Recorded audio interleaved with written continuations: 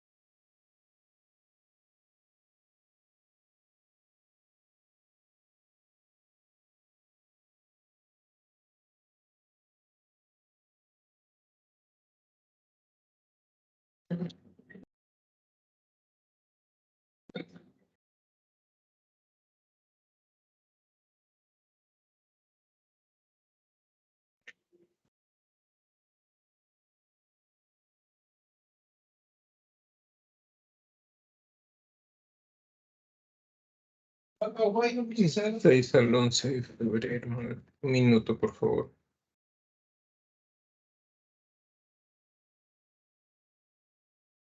Somos 8.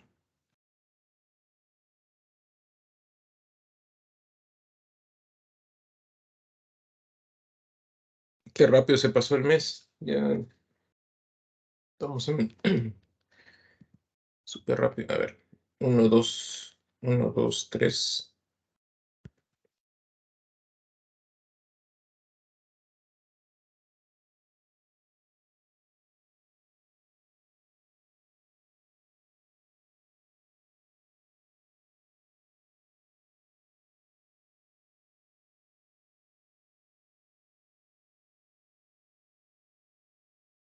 Ya, vamos a empezar.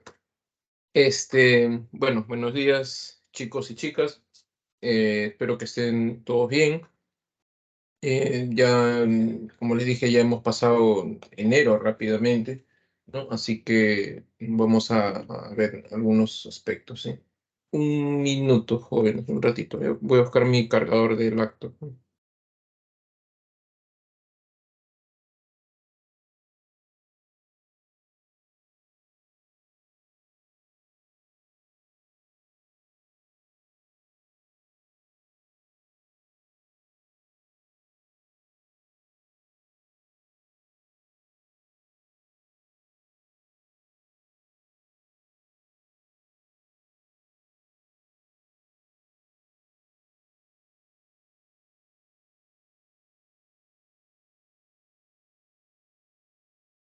Ya, listo. Este, Vamos a entrar a esta etapa de la literatura hispanoamericana, ¿no? Que de alguna manera empieza, ¿no? Con este aspecto de desde la fundación, digamos, de nuestra literatura, ¿no? O sea, nuestra verdadera literatura, ¿no? Que es la modernista, ¿no? La modernista ya saben que es una cuestión de la poesía, ¿no? Sin embargo, también se produce narrativa, ¿no? Tal vez no tan, o sea, también hay calidad, o sea, tampoco es que hay que desmerecer, digamos, la narrativa hispanoamericana modernista, ¿no? Sino que, digamos, la poesía, ¿no? Como que soslaya, ¿no? La imagen de la narrativa modernista, ¿no? En el otro caso, por ejemplo, en el caso de la vanguardia, hay una gran poesía, ¿no? De vanguardista y opaca muchísimo la narrativa de vanguardia, que tampoco se desarrolla mucho, digamos, ¿ah? Pero en el caso modernista sí hay narrativa modernista. El problema es que a veces sus autores murieron bastante jóvenes, ¿no? En algunos casos, ¿no? Y en otros, digamos, no, no pudieron desarrollar una obra extensa en ese aspecto, ¿no? Por ejemplo, en el caso nuestro, Valdelomar murió a los 31 años, ¿no? Y no pudo desarrollar una obra mayor, ¿no? Pese a ello, pues, hay como 4 tomos, cada tomo tiene como 600 páginas, novela, teatro, crónica, dibujos, ¿no? En fin, ¿no? Hizo muchísimas cosas, ¿no? Eh, Horacio Quiroga, por ejemplo, ¿no? En el caso también latinoamericano, ¿no? Entre otros narradores modernistas, ¿no? El modernismo, recuerden que es una corriente que impacta muchísimo, ¿no? Digamos, se desarrolla a nivel latinoamericano, ¿no? En general, porque acá se inicia, digamos, ello, ¿no? Impacta en muchos países tanto que se va a España, ¿no? ¿Y por qué es importante el modernismo? Porque, digamos, es la primera escuela que surge, digamos, en América, ¿no? Sin estar copiando modelos, ¿no? Que lo que habíamos hecho hasta ese momento, que era el modelo español, ¿no? Entonces, por eso es importante el modernismo. A veces entramos con ciertos clichés, ¿no? Incluso yo también, ¿no? Cuando entré a la universidad, eh, uno piensa lamentablemente, lo digo así, ¿no? El colegio nos alimenta con ciertos tópicos que no corresponden, digamos, ¿no? O sea, mucha gente ingresa, digamos, incluso hasta en una academia pensando que la poesía todavía se desarrolla de la manera modernista y el modernismo solamente es, eh, digamos, ese aspecto melodioso y la rima, ¿no? Ya no es así, o sea, la poesía no se hace de esa manera, ¿no? Y además el modernismo no solamente es eso, ¿no? Claro, ese es un estilo, no es un estilo modernista, pero hay muchas cosas detrás del modernismo, ¿no? La cuestión, digamos, de la reivindicación de la mujer, por ejemplo, ¿no? Muy fuerte en la cuestión uruguaya, ¿no? O sea, digamos, en el aspecto modernista uruguayo, ¿no? La idea de formar una especie de nación, en el caso peruano, por ejemplo, que también se compromete el modernismo ahí, ¿no? En fin, ¿no? Y buscar nuestra literatura genuina, nuestra literatura nacional, ¿no? Que estamos prácticamente el modernismo le muestra al mundo que la literatura latinoamericana no es menos que otras y que está tan muy al nivel de otras literaturas, ¿no? O sea, incluso está superior, ¿no? Por eso es importante el modernismo y es importante de repente ver otros aspectos del modernismo, ¿no? Y que siempre nos quedamos con la imagen de Rubén Darío y Chocano, en caso peruano, ¿no? Entonces, pero no es así, el modernismo tiene muchas aristas y bueno, yo sé que ustedes van a muchas carreras, ¿no? Pero si en algún momento pueden leer algo más, ¿no? Revisen, incluso los cuentos de Azul son, que es, o sea, narrativa, ¿no? Son bastante interesantes porque justamente hay una crítica a la sociedad capitalista que no entiende al artista, ¿no? Entonces, por eso es importante. Eso, digamos, abre paso, ¿no? A que ya en el siglo XX con las tendencias que hay en Europa, ¿no? Los sismos literarios, ¿no? Que ustedes conocen muy bien, ¿no? Las vanguardias, ¿no? Estas corrientes que surgen en Europa con la finalidad, digamos, de criticar al sistema, ¿no? Les comento un poco, ¿no? Lo que ocurre en Europa, ¿no? Es que, digamos, en Europa, ¿no? Está de manera férrea, ¿no? La influencia del positivismo, ¿no? ¿Se acuerdan? No, creo que no, ustedes no, en mi otra clase. El positivismo es una escuela, ¿no? Filosófica, ¿no? Que pone de hincapié, digamos, el aspecto, digamos, de la ciencia y el progreso, ¿no? Eso es prácticamente el positivismo, ¿no? El positivismo es una escuela francesa, ¿no? Fundado por Augusto Comte, ¿no? Comte, que, digamos, pone de relieve la idea del positivismo. Positivismo viene de la palabra francesa positive, ¿no? Que significa verdadero. Es decir, con el positivismo surgen cuestiones como el método científico, todo lo que dices tienes que probarlo, ¿no? Solo crees en lo que ves, ¿no? Y cuestiones así, ¿no? Y la ciencia sobre todo, ¿no? Con ello se aniquila la idea teológica, ¿no? O sea, se sustenta, digamos, bajo esos aspectos de la ciencia y sobre todo la ciencia y la teología. La religión no ha beneficiado, digamos, es una etapa de la vida humana, ¿no? Que ellos le denominan como la idea de la niñez, ¿no? Etapa infantil, digamos, ¿no? Y que ahora, no creen mitos y ese tipo de cosas, pero que ahora, digamos, ya están en otra nueva etapa, ¿no? La etapa del progreso y la ciencia, ¿no? El positivismo le promete al ser humano, ¿no? La idea de la ciencia, el progreso, la paz, curar las enfermedades, ¿no? Acabar con la muerte, ¿no? Y totalmente modernidad, ¿no?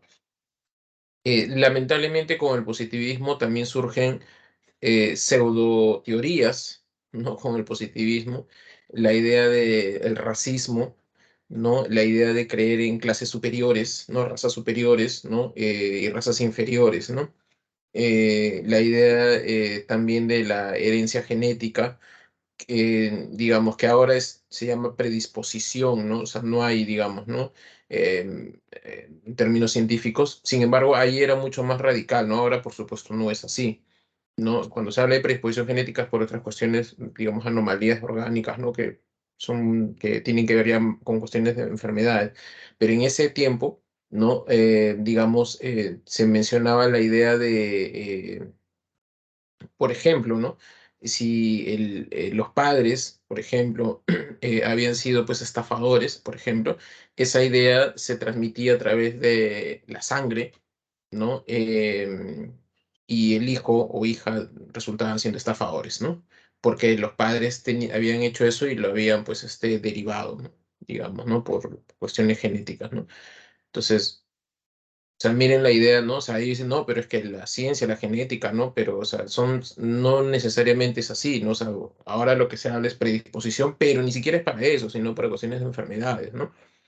Degenerativas, por ejemplo, ¿no? Y aún así, ¿no? Entonces, y también el condicionamiento, ¿no? El medio, como le llaman. ¿Y qué quiere decir esto? Los positivistas, todo era para fundamentar muchas cuestiones coloniales e imperialistas también.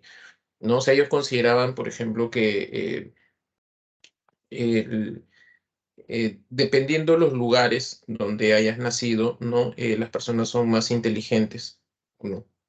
¿No? Sus pseudo teorías, ¿no? Mencionaban de que, por ejemplo, las personas y todos los países que estaban cerca al Ecuador, ¿no? A la línea ecuatorial, eran menos inteligentes, ¿no?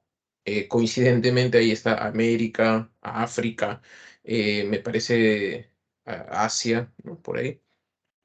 ¿Por qué? Porque ellos decían, pues, que, digamos, esa es la parte, ¿no? Por decirlo, en la parte más extrema de la Tierra, ¿no? Y el Sol caía perpendicularmente, digamos, a ello, ¿no? A estas tierras, ¿no? Que hay mucho calor, ¿no?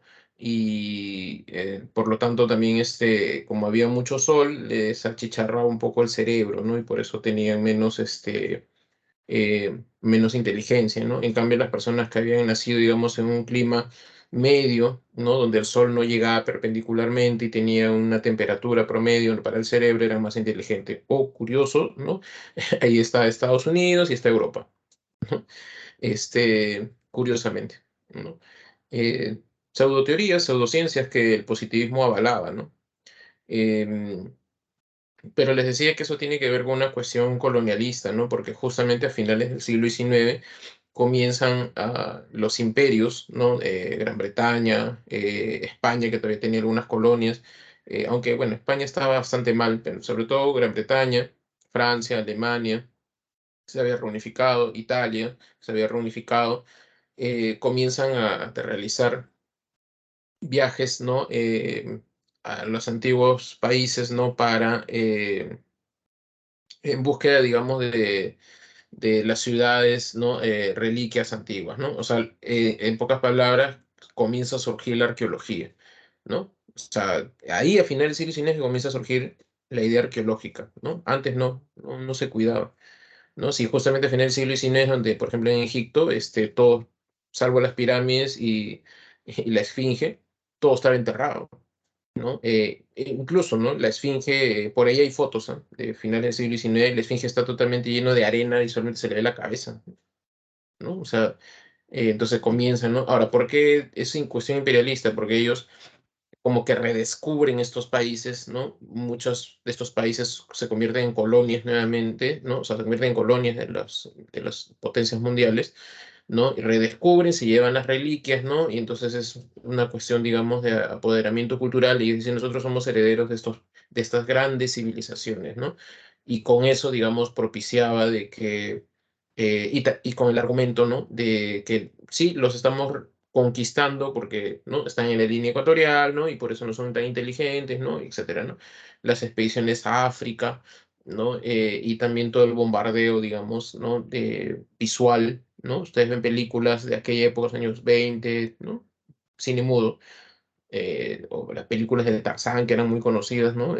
Siempre están, los norteamericanos van en exploración, o ingleses van hacia África, ¿no? Y todos están en tribus, ¿no? Algo así. Entonces, había esa idea, el positivismo, la cuestión colonial, ¿no?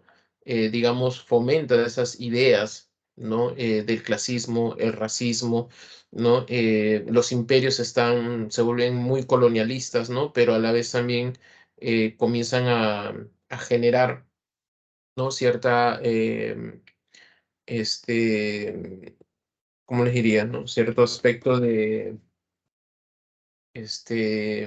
apoderamiento cultural, ¿no? En fin, ¿no? Explotación también, ¿no? El Imperio Ruso, los zares, por ejemplo, están prácticamente al campesinado, la gleba, como se le llamaba, ¿no? Los explotan, casi eran como esclavos, ¿no? Y eso también se debe justamente al positivismo, porque como el positivismo genera modernidad, a final del siglo XIX comienzan a generarse fábricas, ¿no? Fábricas, en las revoluciones industriales, ¿no? Tecnología, digámoslo así, ¿no? Fábricas donde habían trabajadores que eran explotados, ¿no? Prácticamente, producción en masa, porque eso también te inicia el positivismo, ¿no? La tecnología para producir en masa, pero para ello los trabajadores no tienen derechos, ¿no? Los explotan, trabajan más de 20 horas, ¿no? Etcétera, ¿no? Y es que justamente a principios del siglo XX que comienza toda esta revuelta social, jornada de las 8 horas, ¿no? La revolución rusa, ¿no? El campesinado y proletario, o sea, el trabajador, digamos, ¿no? No, es por eso, por eso que se desata todo. Em, y entonces el mundo, digamos, europeo, ¿no? Está en esa corriente positivista, ¿no? Eh, el aliado del positivismo en narrativa es el naturalismo, ¿no? Contra lo que mucha gente piensa, Solá, por ejemplo, es un gran escritor, ¿no? Sus novelas parecen bestsellers, o sea, uno lee y se entretiene muchísimo, pero no podemos negar que Solá maneja la idea positivista, ¿no? O sea, en estas cuestiones, crítica social, ¿no? Es parte del naturalismo, crítica, digamos, porque no le hacen caso al artista, pero también tiene estas cuestiones de las leyes genéticas, ¿no? O sea, eh, pone en las novelas, digamos, ¿no? Se prueba, ¿no? Estas cuestiones genéticas, ¿no? Hay una novela de Solá que me gustó muchísimo que se llama Teresa Racán, o Teresa Racán. Em, y esta novela, ¿no? Si mal no recuerdo, hablaba digamos, de una tía que era estafadora, ¿no? Se salía con la suya, ¿no? Etcétera, ¿no? Y esta tía tenía su sobrina, ¿no? Y esta señora, la tía, ¿no? Cree, pues, que está saliendo con la suya, estafando a medio mundo, ¿no? Pero, digamos, las malas acciones también predisponen a que, digamos, se deteriora tu organismo, ¿no? Y la señora le da, pues, me parece un derrame cerebral que acaba casi tu vida, ¿no? Y la sobrina, por herencia genética, se convierte en estafadora, ¿no? Cuestiones así, ¿no? Entonces, el naturalismo comienza a probar también estas cuestiones positivistas, ¿no? Y cuando entramos al siglo XX, la gran literatura, digamos, era el naturalismo, ¿no? Lo que se realizaba acá en Latinoamérica también se hace ello. Comienzan a surgir corrientes, digamos, fascistas, ¿no? Todavía no en auge, ¿no? Pero ya los llamados ultranacionalismos, ¿no? Comienzan a surgir a principios del siglo XX. El naturalismo, ¿no? Las ideas positivistas, ¿no? El imperialismo, ¿no? Y digamos, el reclamo por las cuestiones sociales, ¿no? De los trabajadores, por ejemplo, ¿no? Entonces es un caldo de cultivo, digamos, contextual para que se entienda un poco por qué surgen las vanguardias, ¿no? No es casual, ahora que te he explicado, ¿no? Con este de la modernidad, por ejemplo, que también del positivismo, no es casual que en 1909 Filippo Tommaso de Marinetti, ¿no? Publique en Le Figaro, ¿no? El texto, el manifiesto futurista, ¿no? Tú lees ese manifiesto que es bastante corto, ¿no? Dice Oda a la guerra, Oda a las máquinas, oda a la metralleta, ¿no? Hacer la guerra para traer la paz, ¿no? O sea, es propio del positivismo, es propio de esta tecnología que está sucediendo, ¿no? Y justamente ellos dicen dejar de lado estas cuestiones de la belleza clásica, ¿no? Justamente que estaban yéndose de viaje, ¿no? Les cuento, ¿no? Les he contado que se van de viaje para traer reliquias, dicen, dejen de lado la belleza, ¿no? Clásica, como la Victoria Samotracia, que es una escultura, ¿no? De la diosa Nike, y es más bello un carro que la estatua clásica, ¿no? Cosas así. ¿No? Entonces, digamos, eso no es casual que justamente surjan estos sismos, unos que siguen de alguna manera, ¿no? Esta cuestión positivista, pero cuando ya entramos a la década del 20, hay una inconformidad en Europa por las guerras, ¿no? Cualquiera, pues hay una guerra mundial. La guerra, ¿por qué se produce? Porque se ataca al archiduque, ¿no? ¿Cómo se llama? Francisco I, ¿no? Y todas las familias eran endogámicas en Europa, o sea, el rey, digamos, de Prusia, por decirlo de alguna manera, era pues primo del príncipe de Inglaterra y este a su vez era el hermano de un rey francés, ¿no? Y todos estaban de alguna manera emparentados. Entonces, si tú atacabas un país por convenio, por familia, ¿no? Reaccionaba el otro país y así el imperialismo, ¿no? Entonces se desata la guerra, todos comienzan a atacarse entre ellos, la modernidad que había dicho el positivismo, ¿no? Se desata, ¿no? Las guerras, las armas de destrucción masiva, ¿no? Las armas bacteriológicas, este, eh, también la cuestión, digamos, también tiene una cuestión imperialista, ¿no? Estos países. Y entonces sucede ello, ¿no? Entonces la gente está disconforme, digamos. La guerra va a traer al final también una crisis, aparte, ¿no? de social, pérdida de mucha gente, ¿no? Una crisis económica en los países de Europa, ¿no? Que justamente eso va a terminar de calar, ¿no? La década del 20 es una etapa de crisis social, económica en Europa y que termina cayendo con la crisis del 29, ¿no? Em, o sea, el Jueves Negro termina de colapsar una década funesta, ¿no? Para ellos, y, y entonces comienza a surgir el fascismo, ¿no? El fascismo es algo que ya había surgido, el ultranacionalismo, ¿no? Que comienza a fortalecer las economías nacionales, autárquicas, ¿no? Porque recuerden que el crack del 29 era por la oferta, ¿no? Demasiada oferta y no había compradores. ¿No? En este caso dice, ¿ya para qué voy a ofertar? Mejor oferta, me oferto a mí, pues, ¿no? O sea, al país, ¿no? Y entonces comienza a surgir el fascismo italiano, el nazismo alemán, ¿no? Y ellos, digamos, comienzan los nazis con esta cuestión de la raza superior. ¿De dónde sale eso? Sale del positivismo, ¿no? Son ideas, digamos, ¿no? Y la gente creía muy bien, digamos, ese tipo de cosas, ¿no? No, no, o sea, ahora uno lo ve con lejanía, ¿no? No, nazismo, ¿cómo es posible, no? Pero cuando tú lees textos de la época, acá en el Perú habían nazis, de las grandes familias, de grandes periódicos, ¿no? O sea, eh, y abiertamente se declaraban nazis, para que uno lo vea ahora y dice, pero, oye, qué malo, ¿no? Pero en ese tiempo era como un partido más, ¿no? Digamos, ¿no? Con sus ideas que ahora vemos trasnochadas, por supuesto, pero en ese tiempo eran muy abiertos a decir que eran nazis, ¿no? Entonces, incluso los teóricos literarios de la época que comienzan a clasificar la literatura peruana utilizan la cuestión positivista, ¿no? Comienzan a mencionar, sí, el poeta de la sierra canta de esta manera porque por su medio, ¿no? Porque como vive entre cerros, dice, ¿no? Entre montañas, según los positivistas, ¿no? Muchas montañas son áridas y eso les da pena y como no ven paisajes son tristes, ¿no? Cosas así, pues, ¿no? O sea, pseudociencia, pues, ¿no? Entonces, ante todo ese panorama desolador y se están yendo para la Segunda Guerra, es que comienzan a surgir las vanguardias. El Dada irrumpe, con todo lo que les he mencionado, se podrán dar cuenta que irrumpe contra la cuestión positivista, ¿no? Los manifiestos dadaístas, ¿no? Hablan del positivismo, se están en contra del positivismo, del realismo exacerbado, que es el naturalismo, ¿no? Se van contra todos ellos, ¿no? Entonces, eso, digamos, ¿no? Se propicia, ¿no? Para que, digamos, hay una irrupción mayor y comienza a surgir el surrealismo, creer el surrealismo gracias al psicoanálisis que aparece, el inconsciente, dejarse llevar, no tan racionalistas como los positivistas, ¿no? La razón ha creado guerras, entonces hay que llevarnos por lo irracional, pues dicen los surrealistas, ¿no? Crear otra realidad, ¿no? Y de ahí surge el expresionismo, ver que el entorno te hace daño, ¿no? Bueno, y en la guerra, pues, ¿no? El entorno te hace daño, o sea, eso era muy normal, digamos, creer en ello, ¿no?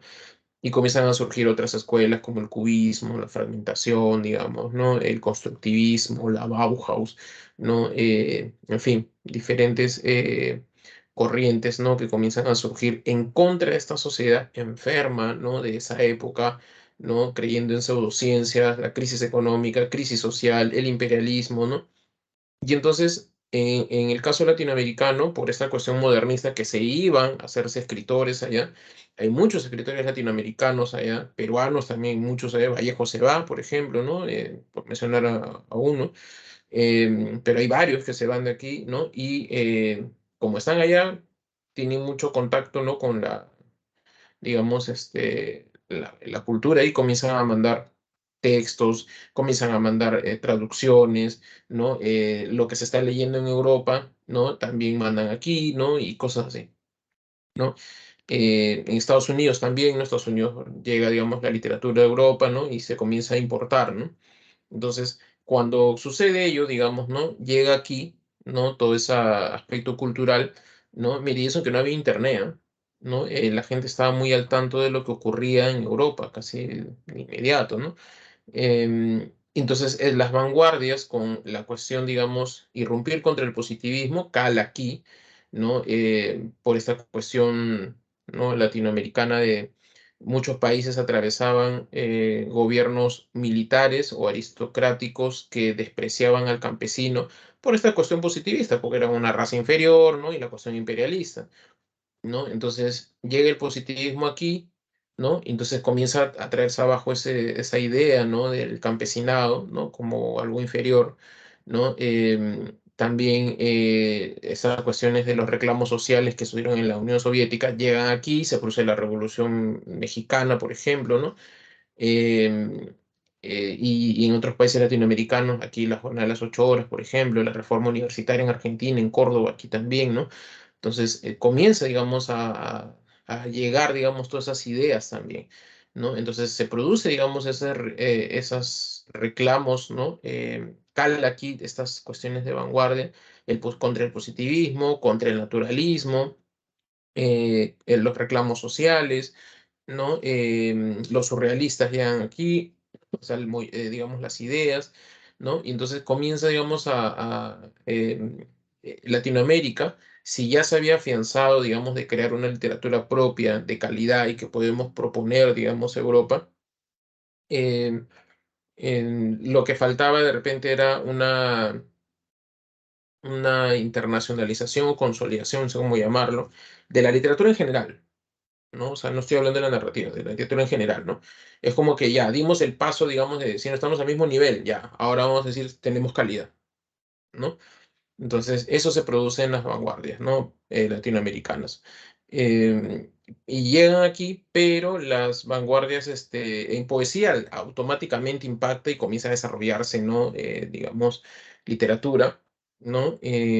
Por varios motivos, ¿no? O sea, uno está en Francia y comienza a leer poesía en francés, ¿no? Y de repente comienza a traducir algunos poemas y lo envía aquí, ¿no? Entonces la gente lee, pues, poesía surrealista, entonces yo también me vuelvo surrealista y comienzo a escribir, ¿no?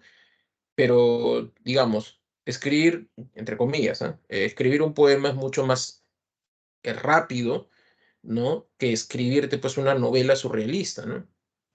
No sé si me dejo entender. O sea, y además también para traducir, también es mucho más rápido traducir. De repente, ya, tengo un amigo que está en Perú y comienzo a traducir unos 5 o 6 poemas surrealistas y se lo envío, ¿no? Y le explico, mira, esto es, entonces también me vuelvo surrealista, pero a ver, leo una novela de 500 páginas, traducirlo, o sea, para que aquí lo lea no es sencillo, ¿no? Entonces, digamos, es un problema, digamos, ¿no? De ello. Por eso la narrativa no no se impacta, digamos, de manera rápida, ¿no?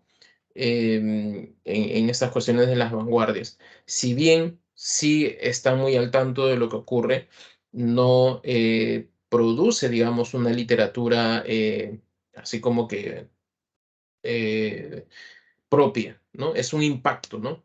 Claro, no es una copia, pero es como que yo leo esto y escribo a partir, digamos, de lo que me brindan, ¿no?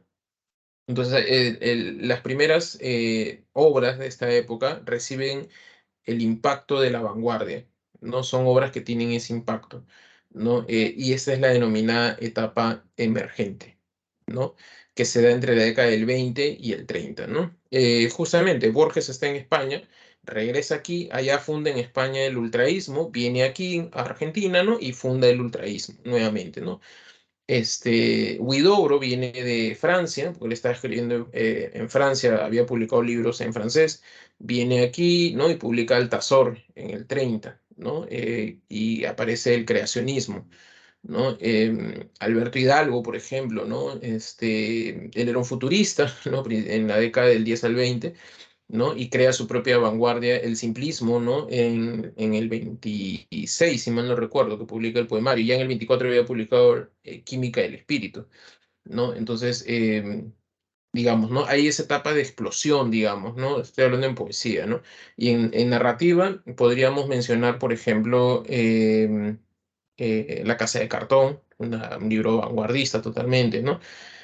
Sin embargo, hay dos factores que ocasionan de que, digamos, ese tipo de libros no cale más, ¿no? O sea, no hay un impacto así, digamos, en el público, me refiero, ¿no? No es que en Europa, por ejemplo, aparece el surrealismo y la gente comienza a consumir, pues, ¿no? Y se adhiere al surrealismo. Es que ellos están en todas estas etapas, las condiciones, si bien se parecen, ¿no? Aquí, digamos, no tenemos reyes, pues allá sí, ¿no? Entonces, como que las monarquías también impulsan el positivismo, ¿no? Acá no hay monarquías, ¿no? Eh, entonces, por eso también se demora un poco, ¿no? En galar. Y además, la gente también está acostumbrada a leer, digamos, literatura regionalista, ¿no? El regionalismo había aparecido, si mal no recuerdo, en 1914, 1916, ¿no? Y no está acostumbrada, digamos, a leer, ¿no? Ese tipo o sea, lo que surge en Europa, ¿no? Digo, usted mira, profesor, pero si usted está diciendo que le mandan y la gente se adhiere, poesía, ¿no? Recuerden que la narrativa es lo que más se consume, ¿no? Entonces, además, siempre ha pasado, ¿no? Y yo lo digo siempre, ¿no? En estas cosas. Ahora vemos Vallejo, ¿no? Trills impactó, cambió la poesía. Es cierto, cambió la poesía, pero cuando apareció Trilcer, el modernismo era imperante todavía en el Perú. Chocano, ustedes saben que lo coronan pues como el poeta, el cantor de América en 1922. O sea, no crean que aparece Trilce y uff, ¿no? La gente comienza a ser pues vallejiana, no es así, ¿ah? O sea, y apareció en un círculo muy cerrado, digamos, ¿no?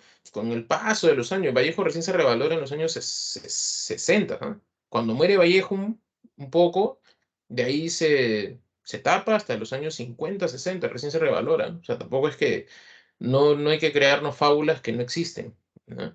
La gente vive de muchos mitos, ¿no? Igual cuando hablamos de Eburen, Simbólica, 1911, se funda la tradición poética en el Perú, ¿no?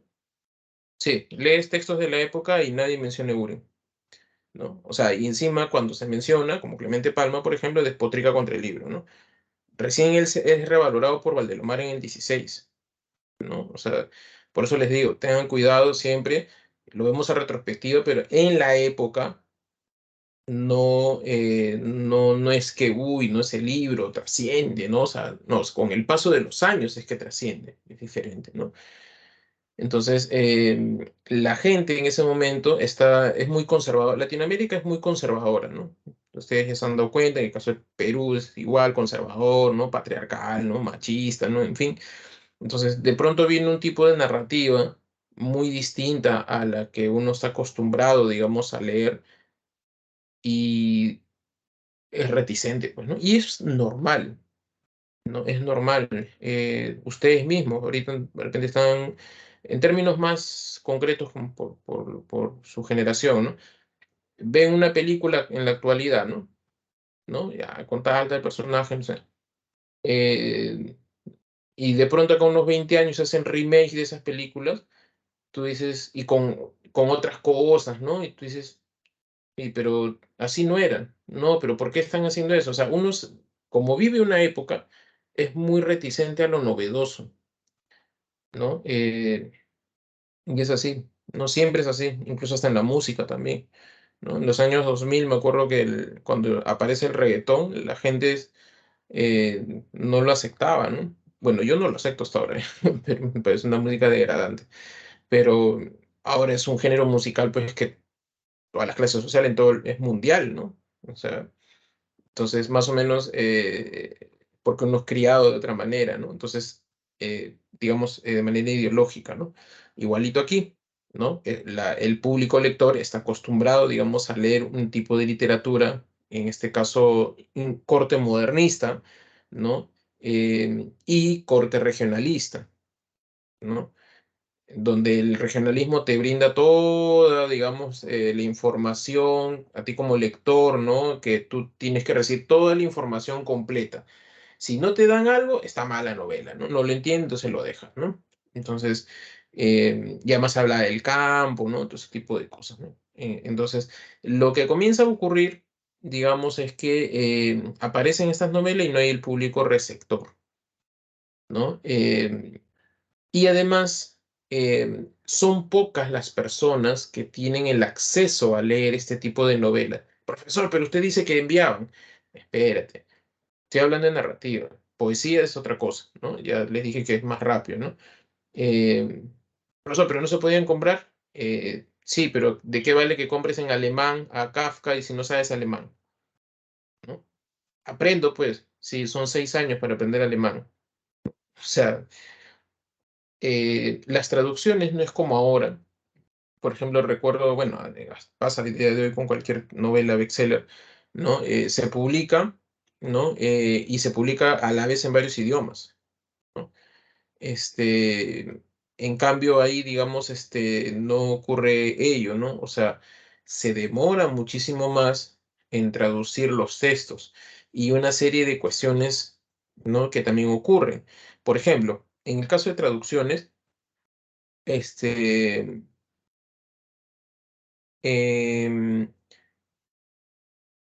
el Ulises, ¿no? De Joyce, ¿no? Por ejemplo, se demora, esa es una novela muy compleja para empezar, ¿no? Súper compleja.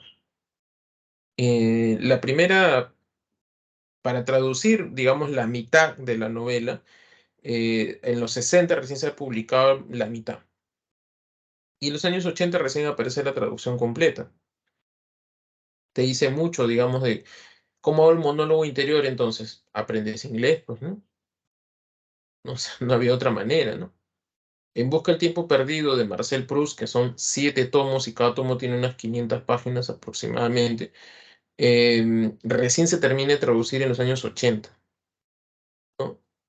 Kafka, como ustedes saben, era conocido, había publicado un par de libros de relatos, crítica, de teatro, pero casi toda su obra y novelas y casi todos sus cuentos nunca habían sido publicados. Él muere, ¿no? Y, o sea, en su albacea comienza a publicar, y bueno, también es todo un trámite, ¿no? Porque además Max Brod distorsionó algunas cosas, felizmente eso ha cambiado y ahora se publican los textos originales que Max Brod no alteró, ¿no? Pero eso recién va a ocurrir luego de la muerte de Kafka, y de Kafka pasan unos 5 o 6 años para que comiencen a publicarse, digamos, los textos kafkianos, ¿no? En los años 40 aproximadamente. Faulkner y Hemingway, algunos ya sabían leer inglés, ¿no? Entonces leían, pero si no tenías que esperar la traducción, pues que no se hacía de inmediato, ¿no? Entonces, más o menos en la década del 30, fines de los 30, ya estás leyendo las traducciones de estos libros. O aprendes el idioma y te pones a escribir ello, o tienes que esperar la traducción, pues, ¿no? Como les digo, no es como ahora, ¿no? Que un libro sale y sale en varios idiomas a la vez, ¿no? Entonces, por ejemplo, el caso de Joyce, ¿no? Luego del Ulises, después del Ulises hay una especie de, digámoslo así, continuación, ¿no? Llamado Finding a Way, ¿no? que es, digamos, el despertar de este fin de Dalus, ¿no? Este fin de Dalus. Y yo siempre cuando entré a la universidad veía fascículos. Fascículos estoy hablando de 10 páginas traducidas, ¿eh? O sea, no había más. Yo pensé que ese era el Final Way. Recién en el 2017 se ha publicado completo, ya, con las 500 páginas, ¿no? O sea, que el libro es grueso. 2017, ¿ah? Primera traducción completa. Ustedes dirán, ¿por qué? Lo que pasa es que el Final Way está escrito en varios idiomas: inglés, francés, alemán, italiano, portugués, ¿no? Eh, Hay arcaísmos de cada idioma, está en griego, frases en latín, ¿no?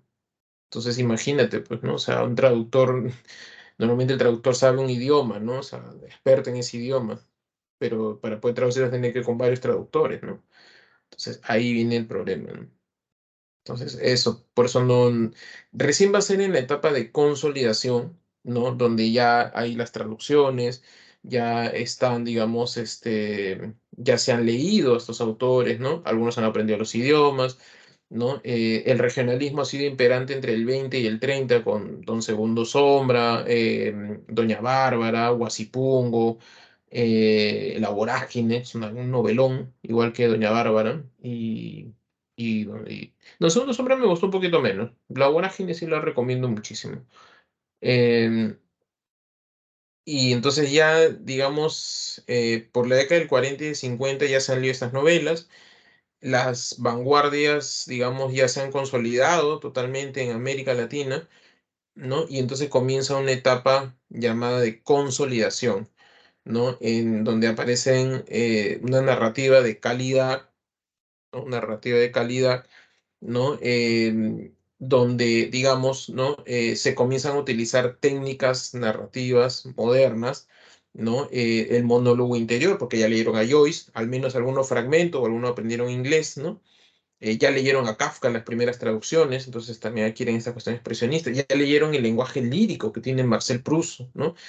Eh, y además comienzan a comprender estos escritores, a diferencia de los regionalistas veían como algo exótico, ¿no? El campo, ¿no? Tanto así que ellos miraban, digamos, los escritores eh, como en Don Segundo Sombra, en Doña Bárbara, ¿no? Rómulo Gallegos, Eustacio Rivera, veían como algo agresivo el campo y era como que el campo tenía que cambiarse, ¿no? Tenía que civilizarlo, como ellos llamaban, ¿no? O sea, ellos veían que el campo era de nuestros países, pero era algo agresivo y era porque no había llegado a la civilización, ¿no? Más o menos se desprende de esos textos, ¿no? Entonces, a ver, ¿qué había? Tenías que cambiar eso, ¿no? Em, pero acá ya no, acá se comprende que no tenemos por qué cambiarlo, es parte de nosotros. Esa cuestión machista y patriarcal que hay en Latinoamérica es porque así es. Somos producto de ello.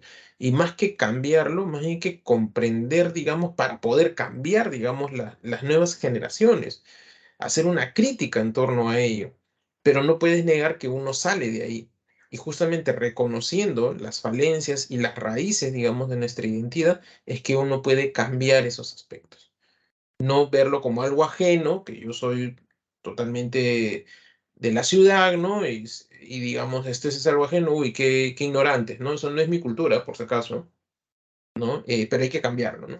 No, tienes que reconocerte que es parte de tu idiosincrasia para poder modificar, no ellos, modificar tus nuevas generaciones, ¿no? Entonces ellos comienzan a comprender que las culturas, ¿no? Digamos, parten de nosotros, que las culturas autóctonas es parte de nuestra historia y comienza toda una reescritura de la historia, ¿no? Por ejemplo, Carpentier, ¿no? En el reino de este mundo, bueno, según lo que él dice en el prólogo, que es parte de la ficción, es que lo que él cuenta ahí no está contando nada ajeno, no que él viaja a Haití porque él había vivido en Francia, nació en Cuba, pero vivió en Francia casi toda su vida, ¿no? Y de pronto viaja a Haití y se da cuenta de que estas personas creen en tales cosas, ¿no? En lo que se llama real maravilloso, ¿no? O sea, en las creencias, ¿no? O sea, el vudú, magia, hechicería, toda esa gente cree, ¿no? Pero él no lo ve como exótico, sino que más bien comprende que él es parte también de esa tradición. ¿no? Y entonces comienza a escribir una novela en lo que él dice que recopila mucha información histórica y que él pone eso, ¿no?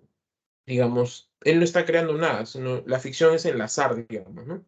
Eso es lo que él menciona ahí, ¿no? Pero está reescribiendo la historia en el sentido de que normalmente nosotros vemos la idea de la conquista como algo avasallador, como algo que nos domina, como algo que nos han, vinieron, la idea de la conquista, ¿no? Es la idea de que viene alguien dominante y nos ha conquistado totalmente, ¿no? Esa es la idea que se maneja, ¿no? Entonces, en cambio, Carpentier dice reescribe la historia. Sí, vinieron, pero no es que ellos nos conquistaron, sino que nosotros, ¿no? Nosotros, digamos, por nuestros problemas, por nuestra idiosincrasia, o sea, nosotros mismos prácticamente nos saboteamos, ¿no? Con eso le quitas el mérito a los conquistadores, pues, ¿no? ¿No? Entonces, bien, entonces así aparecen, digamos, escritores como Carpentier, ¿no? Miguel Ángel Asturias recopilan también la información, tiene Hombres de Maíz, por ejemplo, es un libro de Asturias con esa cuestión folclórica, y un libro que inaugura, digamos, algo que se llama novela de dictador, ¿no? Con El Señor Presidente, ¿no? El Señor Presidente, digamos, es una novela de dictador que es un mal endémico de nuestras naciones, ¿no? Latinoamericanas, ¿no? Aquí, ¿no? En Latinoamérica. Este, por ejemplo, Carpentier también tiene una novela que se llama El recurso del método. Eh, y Vargas Llosa, por ejemplo, tiene, ¿no? La fiesta del chivo con Conversión en la Catedral, ¿no? Eh, Rulfo, que muestra, digamos, este aspecto, ¿no? De el campo, pero no como algo exótico, sino que es parte de nosotros, con Pedro Páramo, ¿no? Una novela de Pedro Páramo, novela corta, 100 páginas más o menos, un novelón, ¿no? Eh, También están las influencias, digamos, ya de otras ideas como el existencialismo, ¿no? Con Ernesto Sábato y el túnel. Y estas cuestiones también, como les dije, no estamos al nivel, ¿no? De, de Europa, ¿no? Y también nos servimos, ¿no? De ellos, que somos parte de la historia mundial, no somos una historia ajena, ¿no? Entonces ahí, digamos, Borges lo demuestra con su narrativa, ¿no? Con ficciones y el Aleph, ¿no? Bien, no sé si hay alguna consulta o pregunta.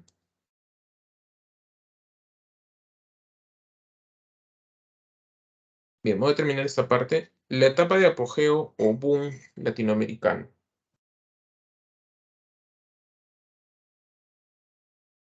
Ya cuando se han consolidado, digamos, esta literatura, ¿no?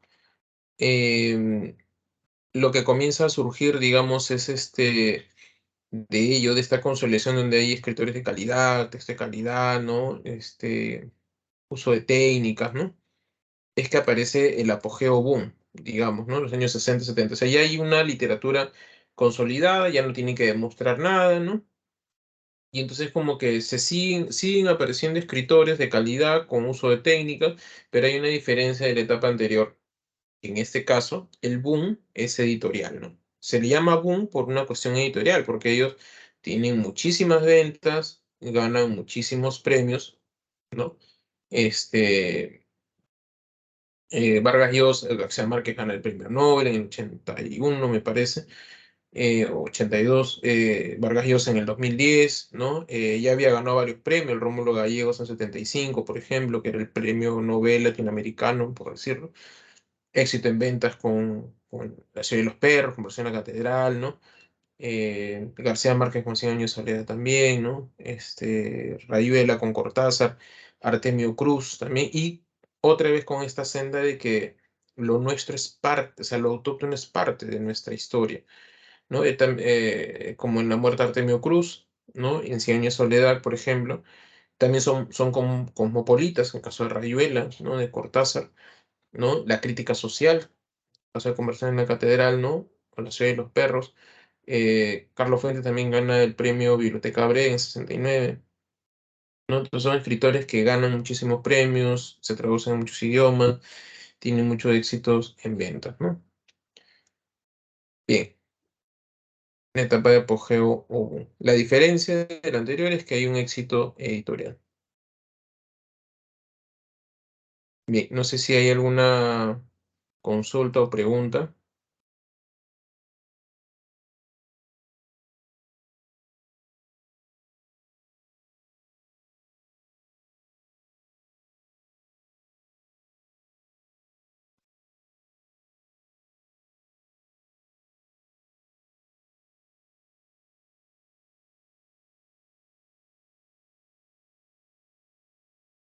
Bien, me parece que no hay.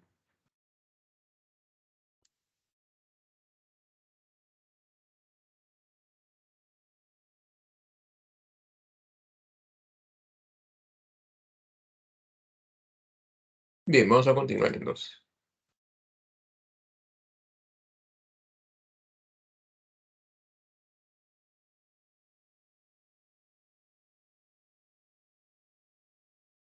¿Qué está pasando a nivel latinoamericano?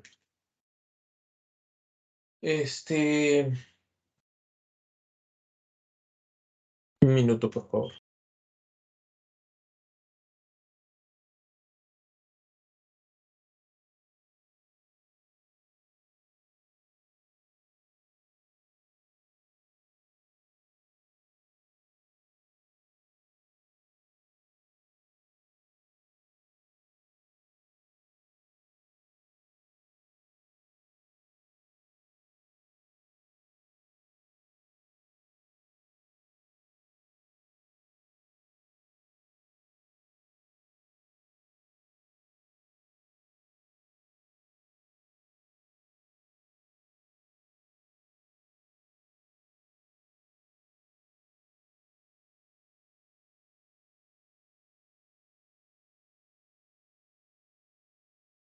Bien. ¿Qué es lo que está ocurriendo, digamos, a nivel latinoamericano? Específicamente entre la década del 60 y 70. ¿Ya? Eso que faltó un poco especificar. 60 y 70. En Latinoamérica, bueno, nos hemos quedado en el contexto social de los años 30, más o menos, ¿no? O sea, la etapa del regionalismo, las luchas sociales, ¿no? En fin. Acá también, por supuesto, afecta el crack del 29 en Latinoamérica, ¿no? Muchos regímenes, digamos, dictatoriales también comienzan a caerse, ¿no? Leguía, por ejemplo, en el Perú, ¿no? Eh, pero también comienzan a aparecer, justamente como en Europa, los llamados nacionalismos, ¿no? Los nacionalismos también comienzan a surgir, ¿no? Y con ello, digamos, ¿no? Comienzan a aparecer, digamos, estos, estos gobiernos dictatoriales, nacionalistas, ¿no? Entre la década del 40 y el 50, ¿no? Y también comienzan a aparecer justamente contra ello las llamadas guerrillas, ¿no? En los años 50, en el Perú y en Latinoamérica, la gente está viviendo las guerrillas, ¿no? Este, Están viviendo la cuestión de las guerrillas, ¿no? En ese momento, por las ideas, digamos, ya se había dado la revolución rusa, ¿no? Entonces, la gente cree en la revolución, creen que se puede hacer el cambio social, ¿no? ¿No? Entonces, ello, digamos, también ocasiona, ¿no? De que se pueda, digamos, genera una inestabilidad, pues, ¿no? O sea, por un lado hay gobiernos dictatoriales y por el otro hay estas cuestiones, digamos, de revolución. Eso es lo que la crítica es, ¿no? Entonces, todo ello en los años 50, más o menos, ¿no? Am, a fines de los 50 comienza a estallar, digamos, esto, la influencia norteamericana también se ve en muchos países en Europa, en Latinoamérica, ¿no? Cuba, por ejemplo, era un país prácticamente dominado por las élites de Estados Unidos, ¿no? Como se dice, era el patio trasero de Estados Unidos, ¿no? Mucha corrupción, mucha pobreza, ¿no? y las guerrillas en Latinoamérica en general, ¿no? Entonces, una de esas guerrillas toma el poder en Cuba, ¿no? Fines del 59, ¿no? Y en el amanecer del 60, ¿no? Se da la Revolución Cubana, ¿no?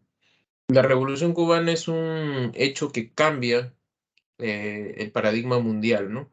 Con ello, prácticamente le están diciendo al mundo que también Latinoamérica es parte de la historia, ¿no?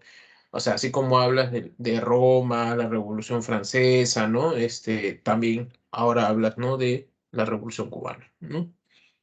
Em, y impacta muchísimo para los intelectuales de izquierda, para las guerrillas. Las guerrillas en ese momento creen, pues, de que pueden tomar el poder, ¿no? Y es así que comienzan a organizarse más guerrillas, hacen lo mismo, ¿no? Como en la selva, que así se originó, digamos, en Cuba, aquí también en el Perú, ¿no? Eh, Justamente el poeta Javierero muere en Madre de Dios, ¿no? Están en la selva y quieren tomar el poder también, ¿no? Después viendo algunos documentales, no sabía que el Che Guevara se va a África, ¿no? Y allá hace guerrillas también para tomar el poder en un país, ¿no? También dominó por una dictadura, ¿no? O sea, querían hacer la revolución mundial prácticamente, ¿no? Em, También la influencia socialista, ¿no? Rusia en los años 50 tiene pues un apogeo, era bien cerrado, digamos, ¿no? Y no se sabía mucho, ¿no? De la Unión Soviética, digamos, a nivel cómo se manejaba todo ello. Solo se veía como la utopía socialista, ¿no? Entonces, y Rusia, pues que es un país enorme, ¿no? Comienza a jalar también a países satélites, ¿no? O sea, Polonia me parece que es socialista, la ex Yugoslavia también era socialista, Bulgaria socialista, ¿no? Y así, otros países más. En Asia está la China comunista, por ejemplo, parte de Vietnam, Vietnam también era, no, Vietnam era comunista, ¿no? Y otros países más, ¿no? En Medio Oriente también habían algunos países socialistas, en África habían varios países socialistas. Llega a Latinoamérica, Cuba se convierte a socialismo, ¿no? Y en los años 60, justamente con la Revolución Cubana, con esa imagen socialista que hay en Latinoamérica, en el mundo, comienza a propiciarse también los gobiernos socialistas, ¿no? O de corte izquierda, de izquierda más que socialista, ¿no? De izquierda, como es el caso en Brasil, partido de izquierda, en Uruguay, Paraguay, Bolivia, en el Perú, ¿no? Con Velasco, y en Chile, en el 71, si mal no recuerdo, se produce la primera elección del primer gobierno socialista en Latinoamérica, ¿no? O sea, por elección, no por dictadura, ni nada, es por elección, que es el caso de Salvador Allende, ¿no? Entonces, si se dan cuenta, todos los países mencionados es una buena parte del mundo, ¿no? De corte socialista, ¿no? Y Estados Unidos, pues, está con el temor de que esto siga avanzando, ¿no? Y establece el llamado Plan Cóndor, ¿no? El Plan Cóndor es, digamos, el apoyo a las dictaduras, a los golpes de Estado, ¿no? Como el caso de Pinochet, ¿no? En Brasil se instaló una dictadura en el 66, si mal no recuerdo. Este, Luego en Bolivia, en Uruguay, en Paraguay. O sea, todos los gobiernos de izquierda son derrocados por dictaduras militares que toman el poder, apoyados por Estados Unidos. El caso peruano Morales Bermúdez toma el poder, apoyado por Estados Unidos también. Pinochet en el caso chileno.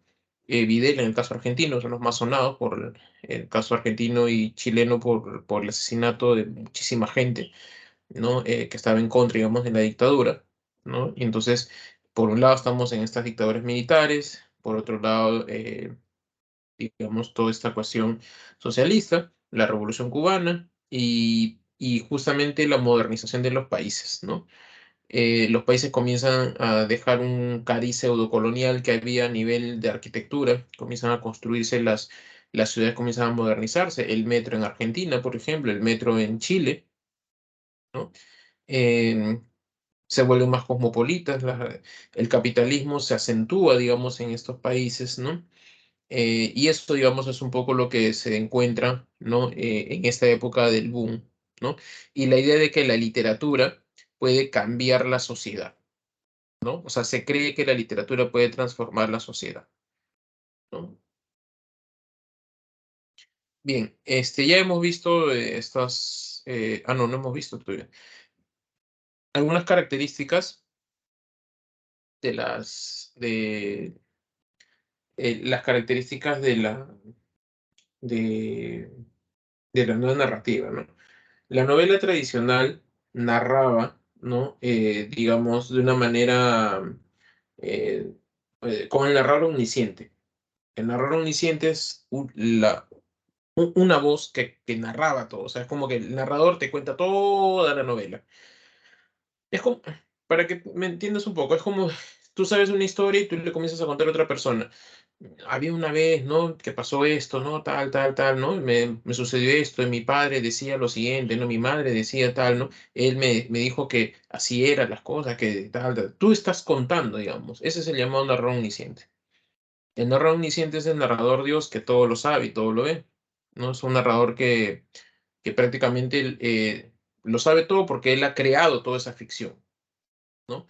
Para que me entiendas un poco, es como el- esa escena, no sé si por ahí de repente alguna vez habrás escuchado, esta escena bíblica, ¿no? De Adán y Eva cuando han comido el fruto prohibido, están desnudos, ¿no? Están ocultos y aparece o se escucha la voz del Dios judaico, ¿no? El que no tiene nombre, ¿no? Y comienza a decir, ¿por qué tienen miedo? ¿Por qué están ocultos? ¿Por qué piensas eso? ¿No? Te sientes de no. Y ellos no han hablado nada, ¿no? Así es el narrador omnisciente. El narrador sabe lo que piensan sus personajes, sabe dónde están, porque los ha creado, ¿no? Sabe sus miedos, sabe todo y habla por ellos.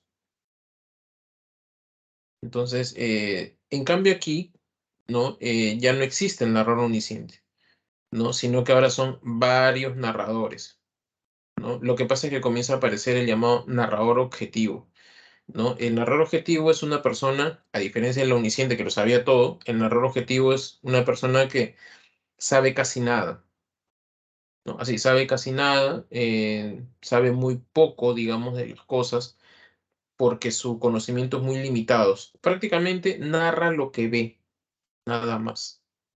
No sé si en alguna serie o película habrás visto que, por ejemplo, una persona está hablando con otra y la cámara sigue, ¿no? Cámara sigue y de pronto la persona entra a una casa, cierra la puerta y la cámara ya no entra.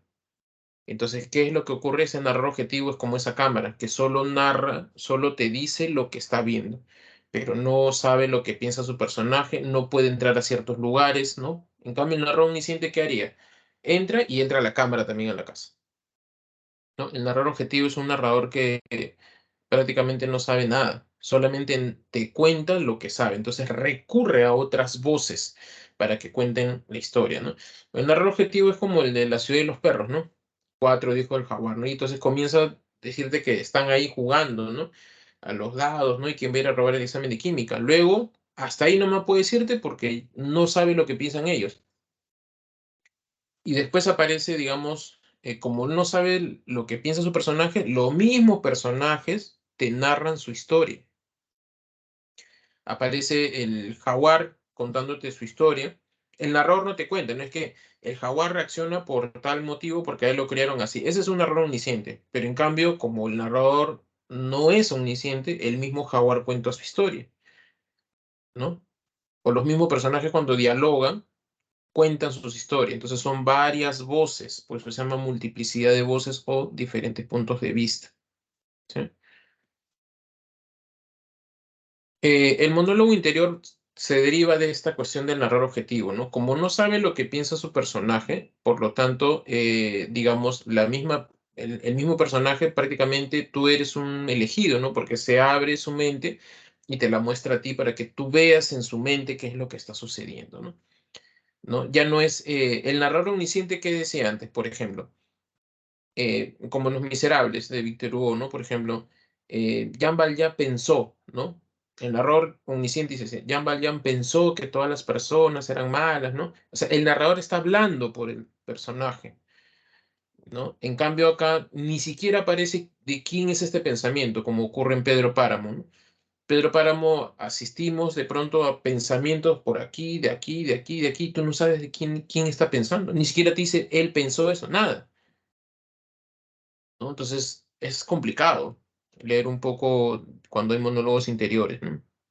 El narrador objetivo que te mencioné, que es el narrador que casi no sabe nada, ¿no? La ruptura del orden lógico y cronológico, ¿no? Otra vez, la novela tradicional te contaba, digamos, ¿no? Cronológicamente, digamos, la novela tradicional, ¿no? Madame Bovary, ¿no?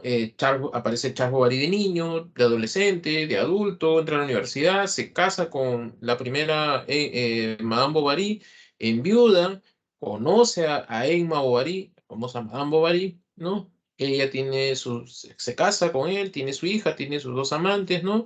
Se suicida, Charles Bovary se entera después, ¿no? Y muere. Hemos visto la evolución de Charles Bovary, ¿no? Entonces, en cambio aquí ya no es así, ¿no? Es que también se rompe contra eso porque recuerden que la lógica, ¿no? De así digamos de manera direccional, ¿no? Siempre hacia adelante es positivista también, ¿no? Entonces, acá se trata de romper eso, ¿no? Viene de las vanguardias y dice, no, ¿por qué voy a ir en línea siempre hacia adelante? De repente puedo retroceder, ¿no? ¿No? Entonces, eso, digamos, es la ruptura lógica y cronológica. Eh, con ello, digamos, el lector, ¿no? Tiene que digamos, ser muy activo, porque no es como en las novelas tradicionales que te daban toda la información, ¿no? Para que tú entiendas, hasta te salían los narradores omniscientes, hasta te explicaban si por ahí había algo complicado, te explicaban, bueno, resumamos, ¿no? Y te decían esto, sucedía esto y lo otro, lo otro. No, no es así, simplemente a veces faltan datos, entre comillas, ¿no? Está desordenado, ¿no? Entonces tú tienes que, de alguna manera, participar en la reconstrucción. Por eso a veces es un poco difícil cuando uno no está entrenado en leer, digamos, te pones a leer La ciudad y los perros y no entiendes, te aburres, ¿no? Y también hay autores que, por ejemplo, el caso de Cortázar, ¿no? Que te invitan a ti a ser partícipe prácticamente de la construcción de la novela, ¿no? ¿No? Eso, digamos, ¿no? El experimentalismo lingüístico, lo que pasa es que aquí también comienza a aparecer el llamado neobarroco, ¿no?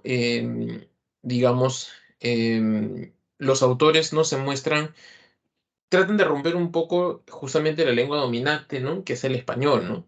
Entonces, o bien pueden alterar como ocurre aquí, ¿no? En el caso de Rayuela, o como en el caso de Carpentier, que hace neologismos, que crea palabras nuevas, o hace arcaísmos, palabras que ya nadie usa, o ocultismo que la gente no usa sino más, ¿no? Entonces, altera, pues, la gramática española cotidiana, digamos, ¿no? Y se vuelve muy recargado el idioma, ¿no? em, Se recuperan muchos elementos míticos. Es que, como les digo, ¿no? Se hace parte que el aspecto cultural, la tradición, es parte de nosotros, ¿no? Entonces, digamos, eso también va a ocurrir, digamos, que haya ¿no? Una incorporación de todos estos mitos, ¿no? Ya no es como algo exótico, sino que es parte de nosotros, ¿no? Como ocurre en el Reino de este Mundo, como ocurre con Monterrosa, por ejemplo, ¿no? En fin, ¿no? La transculturación narrativa, ¿qué quiere decir esto? Justamente con la incorporación de mitos, ¿no? Estas cuestiones irracionales, míticas, lúdicas, etcétera. La transculturación narrativa es justamente contar esos mitos antiguos, ¿no? Pero con técnicas modernas del relato, ¿no? Es una reactualización, digamos, de ello, ¿no? Imagínate contar el mito de Manco Cápac y Mamahuyo que salen del lago Titicaca y decir, pues, y contarlo como monólogos interiores, por ejemplo, ¿no? Y el cosmopolitismo que las novelas de alguna manera muestran, ¿no? La influencia de estos escritores europeos y norteamericanos, ¿no? Faulkner, Hemingway, Kafka, Joyce, Proust, ¿no? Entre otros, ¿no? Y la cuestión del realismo mágico o real maravilloso.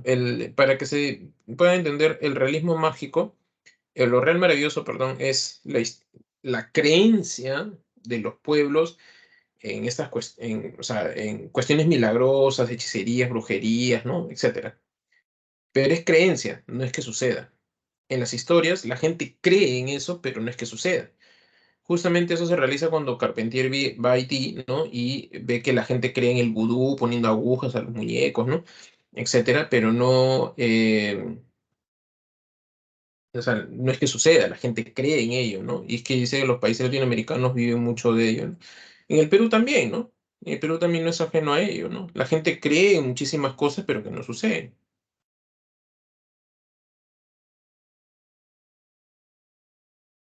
Y lo real maravilloso y el realismo mágico más bien es que en la novela los milagros sí suceden, sí los personajes pueden ver los milagros, ¿no? Y les parece tan natural que ya no les parece extraño, ¿no? Más bien es parte de, digamos, ¿no? Bien. ¿Alguna consulta, pregunta?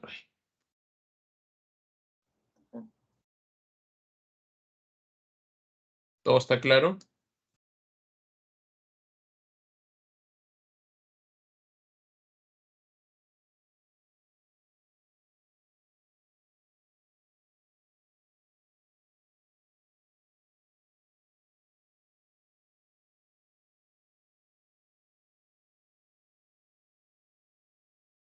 Ok, vamos a continuar.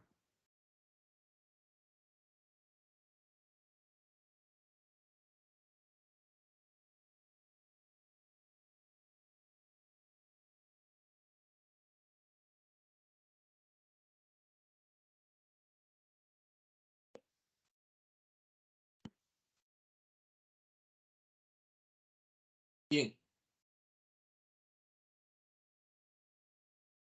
un minuto, por favor.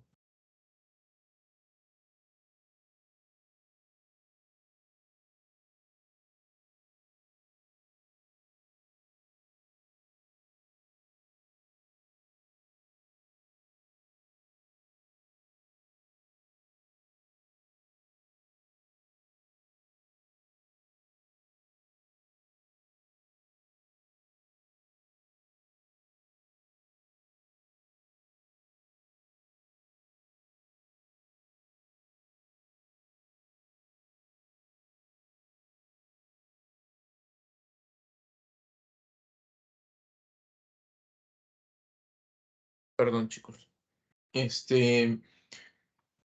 A ver, en el caso de Borges, como les dije, no es un autor que está en Europa, funda el- ahí me olvidé, el ultraísmo, ¿no? Con la llamada revista Ultra, ¿no? En España. Y él está con su hermana ya viviendo, ¿no? Y fundan el ultraísmo, ¿no? Luego ambos retornan, ¿no? Y fundan el ultraísmo, ¿no?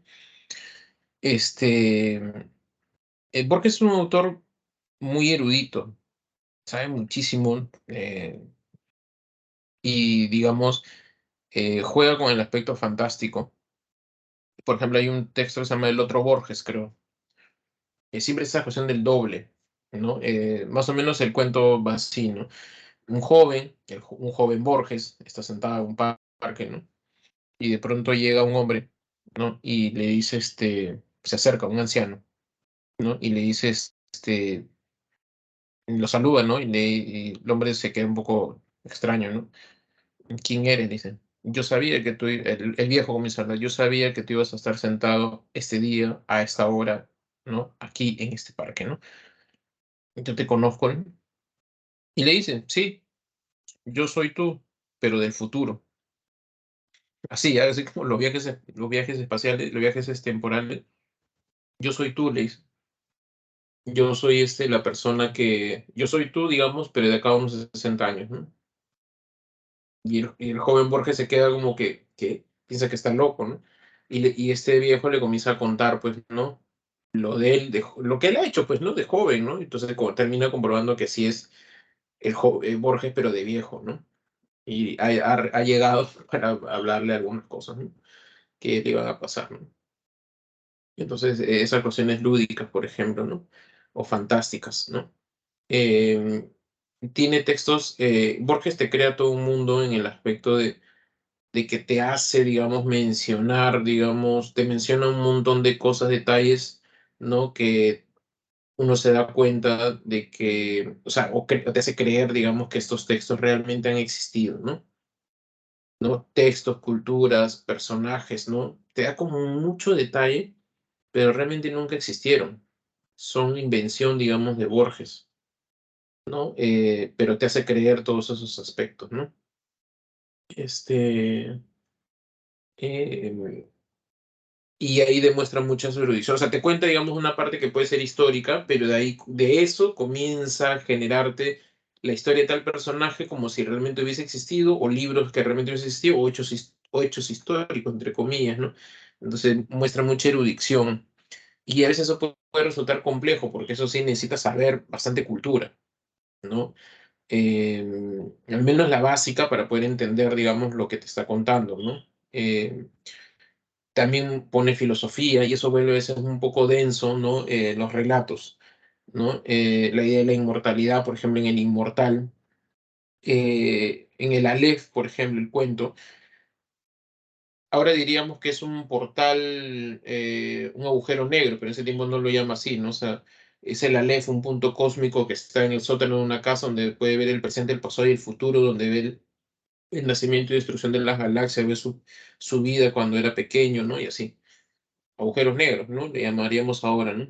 Entonces, eso, digamos, ¿no? Entonces, hay, digamos, mucha cultura, ¿no? Escribió poesía, Fervor de Buenos Aires, ¿no? Por ejemplo, ¿no? El Hacedor, ¿no? Y cuentos como el Aleph, como ficciones, ¿no? El libro de los sueños, por ejemplo, ensayos, ¿no? En fin, eh, es muy preciso, digamos, ¿no? Las cosas, ¿no? Lo que pasa es que no te explica, por eso se llama concisión, ¿no? O sea, es como que asume que tú sabes, ¿no? Por ejemplo, dice, ¿no? El personaje actuaba, ¿no? Por la disposición de las Civitas Dei, ¿no? O sea, la ciudad de Dios, San Agustín, ¿no? Entonces ya no te explica más, ¿no? Entonces tú dices, si no sabes de qué trata la ciudad de Dios, porque no te lo explica, ¿no? Se vuelve denso, ¿no? Y te dice, y el personaje actúa según las predisposiciones de la ciudad de Dios, o si no sabes de qué trata la ciudad de Dios,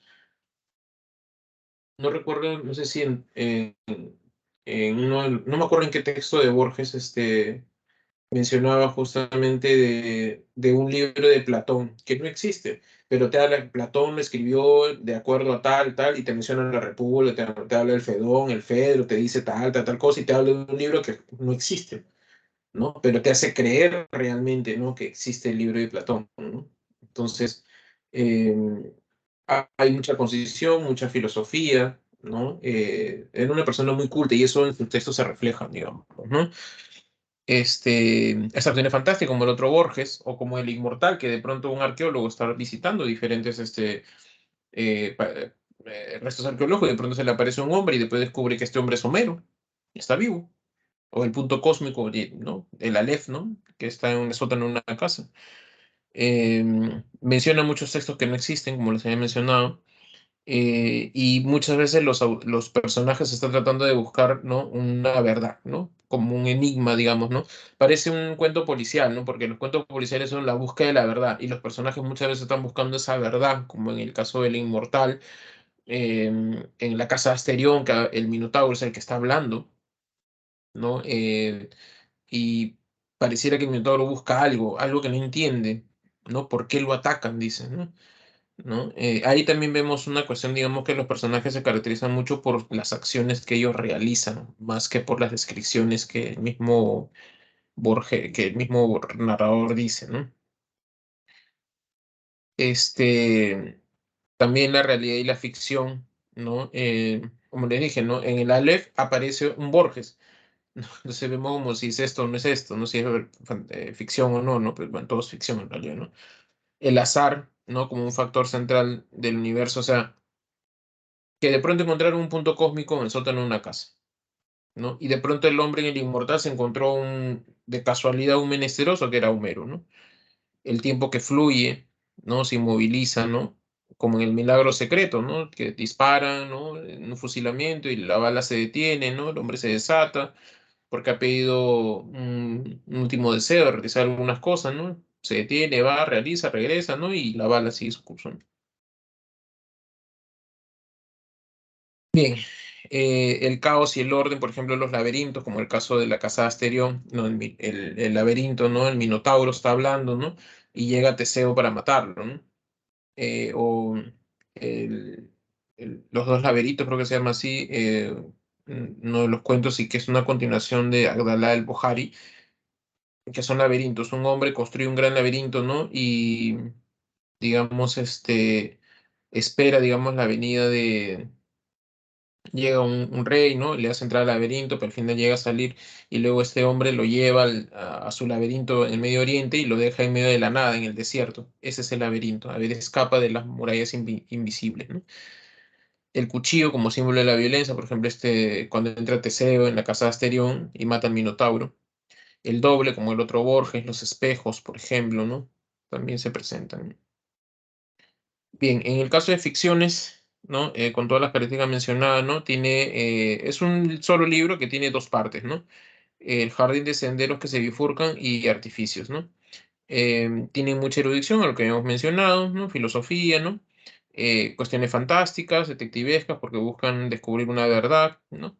También ya nos mencionó la ambigüedad entre pareciera, porque como él se incorpora como autor, ¿no? Digamos, ¿no? El otro Borges, ¿no? Por ejemplo, ¿no? Y bueno, a veces suceden cosas, ¿no? Sorpresivas, nuevas, desconocidas, ¿no? En fin, ¿no? Bien, ¿alguna consulta o pregunta, por favor? ¿Todo está claro? Sí, profesor, todo claro. Gracias. Bien, en el caso de Carpentier, sus características, él es el que implanta el término real maravilloso, ¿no? En el prólogo de la novela El reino de este mundo, él menciona el concepto que les he mencionado, ¿no? Lo real maravilloso es la idea de que la gente cree en que estos sucesos milagrosos han sucedido, pero ellos nunca lo han visto, creen en eso, ¿no? Creen que esas cuestiones mágicas, ¿no? Religiosas, creencias, suceden. Un ejemplo básico real maravilloso, ¿no? La gente habla del mal de ojo y a los bebitos le ponen guairuro, ¿no? Para que no lo ojeen, ¿no? Se habrán escuchado, ¿no? ¿No? Esa es una creencia, no está comprobado. O sea, no hay nada que, digamos, se prevé ello, ¿no? Pero la gente cree, ¿no? En esa cuestión del mal de ojo, ¿no? La gente cree en la brujería, la gente cree en el daño, ¿no? En el amarre, ¿no? De las parejas, ¿no? Cosas así, ¿no? Eh, y él, digamos, recupera esa cuestión cuando está en Haití, la tradición africana, ¿no? O sea, los esclavos que fueron llevados a Centroamérica y la creencia del vudú, que es africana, ¿no? Está muy implantada en Centroamérica, ¿no? Y que se desarrolle, digamos, ¿no? Se mezcla también con la cultura folclórica de esos países, ¿no? Entonces, de alguna manera, menciona que América Latina también tiene una tradición africana, es una de sus raíces también, ¿no? Ahí en esa cuestión de lo real maravilloso se ve lo mítico y lo mágico con el ocultismo, la hechicería, ¿no? La metamorfosis, ¿no? Etcétera, ¿no? Bueno, y la cuestión de la identidad latinoamericana, ¿no? El reino de este mundo, ¿no? El personaje es Tinoel, ¿no? Eh, digamos, y se presentan muchas revoluciones ahí, ¿no? Es la historia de la Revolución Negra en Haití, ¿no? Y como les dije, ¿no? Muestra un poco la reescritura de la conquista, ¿no? O sea, más que conquista es por nuestros propios problemas que, digamos, nos hemos dejado avasallar, ¿no? Por la colonia, ¿no? O sea, por los diferentes países imperialistas, ¿no? Eh, Supuestamente esta obra fue escrita con muchas cosas históricas que recogió Carpentier, bueno, eso es lo que él dice, ¿no? Y que a partir de ahí la gente desprende creencias, ¿no? Por ejemplo, este, la obra empieza con Tinoel, que es el personaje principal, ¿no? Tinoel está, conoce a Macandal, ¿no? Tinoel es un joven que siempre fue esclavo, ¿no? Tinoel, digamos, conoce a Macandal, que es un esclavo africano, ¿no?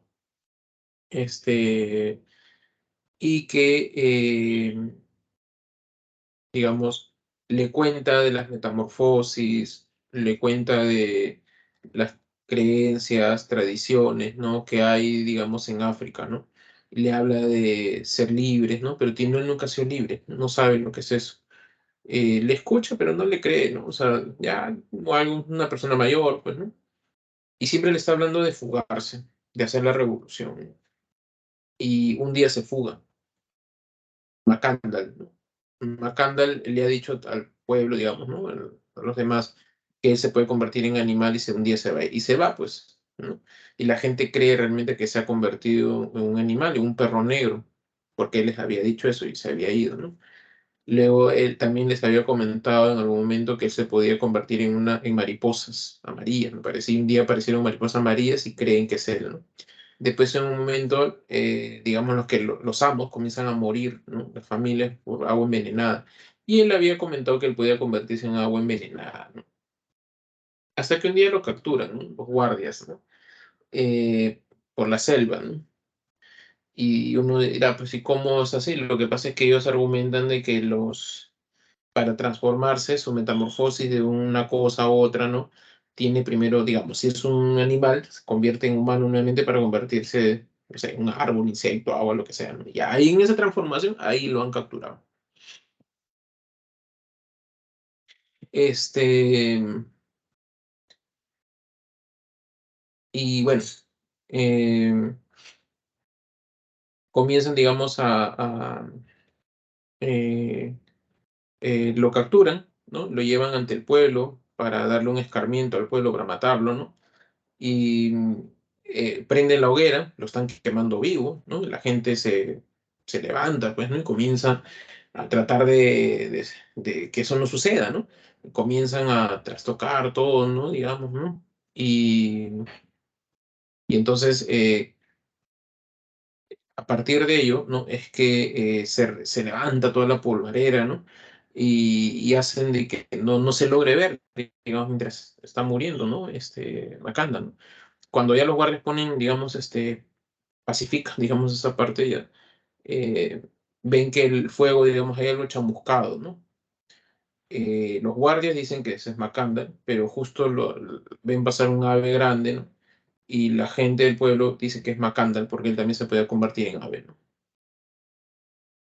Luego aparece Tinoel, aparece Bookman, que es otro esclavo africano, que otras le habla de lo que las creencias en África, le habla de la revolución, ¿no? Etcétera. Pero en este caso menciona de que la naturaleza en África habla y que cuando tienen que hacer una revolución por cuestiones, digamos, de opresión, ¿no? Dictadura, la naturaleza habla. Entonces un día están en la noche y de pronto comienzan a escuchar un sonido de caracol y la gente comienza a decir pues que esa es la naturaleza que está hablando, porque así les había dicho Boogman. Curiosamente Boogman no estaba en ese momento, ¿no? Y se escuchaba el sonido, ¿no? Fuerte. Y después cuando se silencia ello, llega Boogman. Boogman dice que ese caracol, ese sonido de caracol es que la naturaleza habla que hay que hacer la revolución, ¿no? Y varias noches suena así, hasta que un momento le dice, la naturaleza si así nos quiere, vamos a hacer la revolución, nos va a avisar en los siguientes días. Ese va a ser, digamos, el sonido, ¿no? Y se produce eso, ¿no? Y Bookman no está en ese momento, ¿no? Pero la gente cree realmente que la naturaleza está hablando, ¿no? Entonces se levantan en armas, comienzan a matar de pueblo en pueblo a los amos, ¿no? Y están ganando la revolución. Tinoel no quiere ir, pero lo arrastran en la revolución. Aparece Bookman, ¿no? Y lo capturan, ¿no? Lo capturan y comienzan a aplacar toda la revuelta en diferentes pueblos, digamos, que habían matado a los amos, ¿no?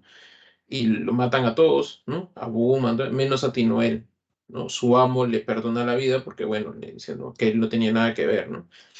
Eh, con el paso de los años, Tinoel compra su libertad, ya han pasado varios años, y es libre, y viaja a Haití, ¿no? Al centro de Haití, ¿no? ¿Qué es lo que había pasado en Haití? Con estas revueltas, ¿no? Había un líder que, digamos, había levantado en armas, había matado a los amos, ¿no? Entonces, digamos, este esclavo, ¿no? Ahora, como él había sido el líder, el pueblo le escoge como rey y le comienzan a llamar Henri Christophe, ¿no? Henri Christophe era el rey, digamos, ¿no? Lo nombran como rey. Pero ¿qué es lo que hace este rey? Comienza a esclavizar a la gente. Literalmente, los esclaviza negros, ¿no? Y él era también un esclavo negro, ¿no? Entonces no se entiende, digamos, cómo alguien que es el líder, que ha sido esclavo, te comienza a esclavizar gente. Y los esclaviza para construir, como todo dictador, ¿no? Un castillo en nombre, para que, un castillo inmortal, ¿no? Y justo llega Tinoel y lo capturan porque dice que ahí los negros no son libres, ¿no? Lo capturan, el pueblo está muy amargo con el rey, ¿no? Están preparando para hacer una revuelta y derrocarlo. Ahí está otro personaje llamado Solimán, que era el paje del rey. Este estaba enamorado de la hija de Enrique Stoffel, ¿no? Y el pueblo en un momento se amarga, comienza a hacer la revuelta, destruye un poco el castillo, entran, ya lo han acorralado a Enrique Stoffel, que era muy despiadado esta persona, y Solimán lo ayuda a Enrique Stoffel para poder escapar, pero le dice que, mira, no, a ti te buscan. Yo puedo cuidar a tu hija y salvarla y apoyarla y decirle que no la mate porque a ti te quieren matar, ¿no?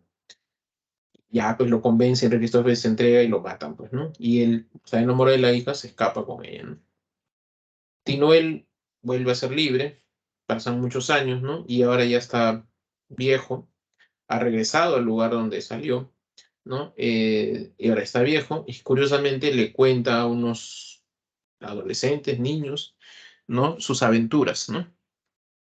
Le habla de la metamorfosis a los que no creía. Le habla que se había convertido en me parece, un pato, creo. Cisne, creo. Sí, cisne, creo. Y se arrepintió porque eran muy clasistas. Luego se había convertido en hormiga y también se arrepintió porque eran muy explotadoras las hormigas, ¿no? Eh, y bueno, hasta que volvió a ser humano, ¿no? Entonces le está contando a los niños y de pronto aparece una tormenta. eh, Comienza a arrasar el pueblo, la tormenta, todos se ocultan, ¿no? Y de pronto cuando pasa la tormenta, Tinoel se había quedado, ¿no? Y no está, ¿no? Entonces el tanque lo buscan, ¿no? Y de pronto miran al cielo y aparece un ave grande y dicen que ese es Macandal, que eso le había dicho pues Tinoel, ¿no? Y una ave más pequeña y ellos piensan que es Tinoel, ¿no? Que se ha ido, se ha transformado en ave para irse con Macandal, ¿no? Fin de la novela. Bien, ¿alguna consulta, pregunta? Tema principal, la historia de la Revolución Negra en Haití. Los temas secundarios, la tiranía, ¿no? ¿No? Como el caso de Enrique Christophe y los amos que están, ¿no?, esclavizando a la gente. La realidad mágica, las creencias. Nunca sucede, ¿no? Pero ellos creen en ello, ¿no? Lo real maravilloso, se presentan elementos mágicos basados en creencias o mitos, pero tú nunca ves los hechos, ¿no? Eh, Mucha relación con la tradición africana, las metamorfosis, por ejemplo, ¿no? Y se mezclan estos planos, ¿no? Realidad y mito, ¿no? Y se puede ver el vudú, los ritos y los bailes, ¿no? Parte de la tradición, digamos, ¿no? Bien, no sé si hay alguna pregunta o consulta.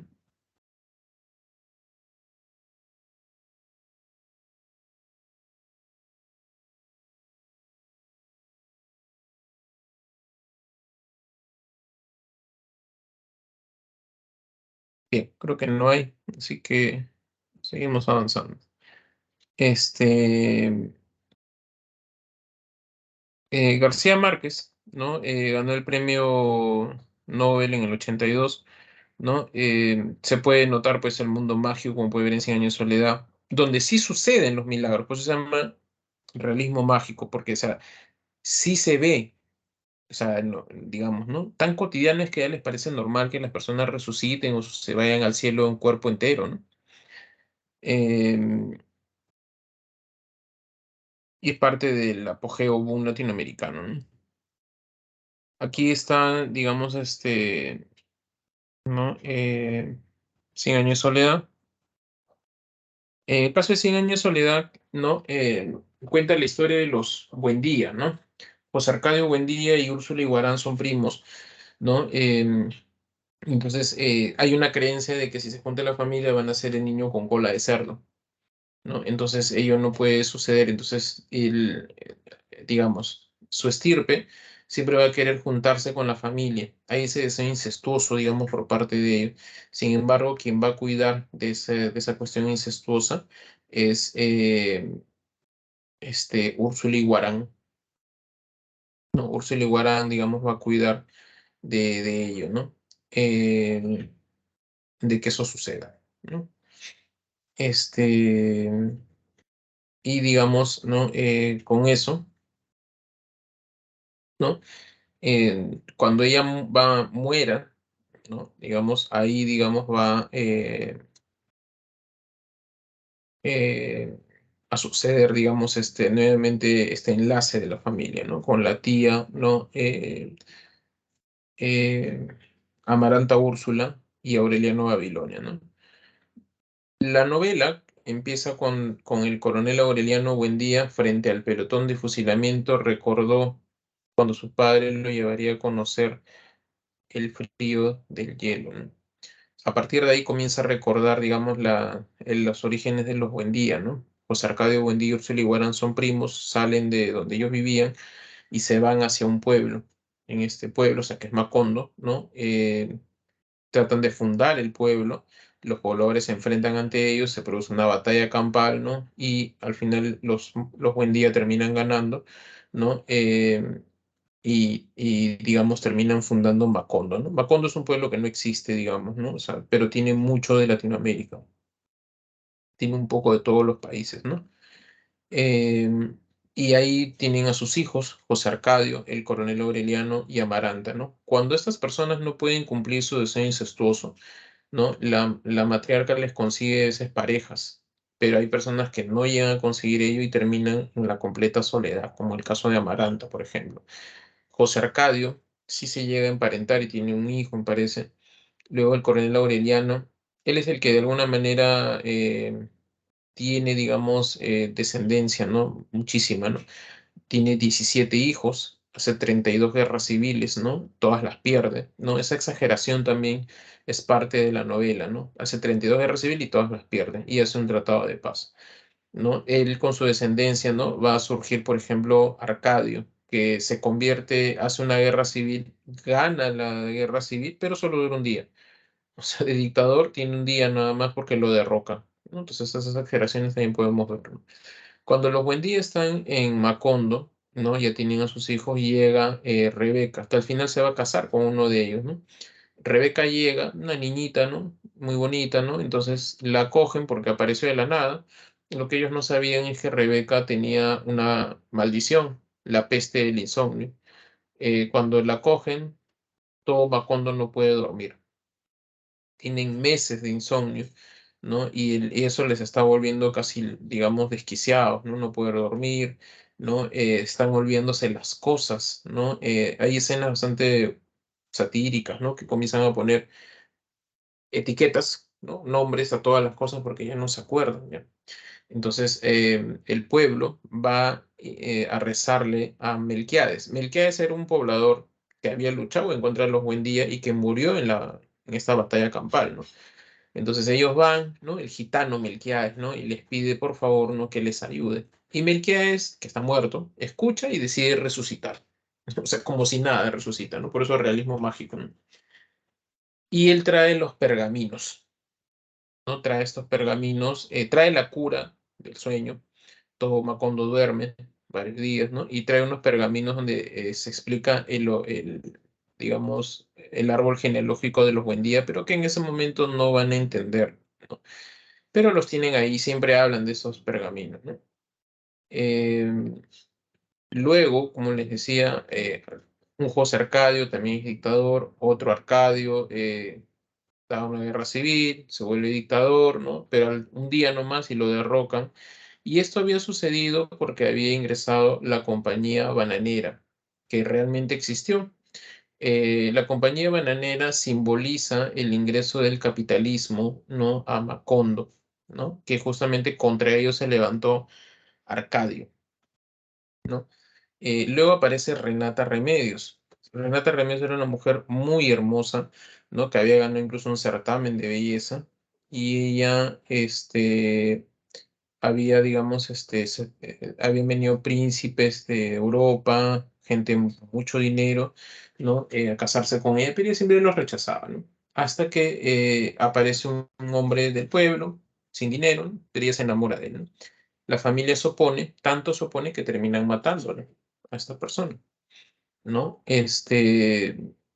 Y ella, como castigo a la familia, se va de la casa, se vuelve monja y nunca más vuelve a hablar y muere en la completa soledad. Renata Remedios, ¿no?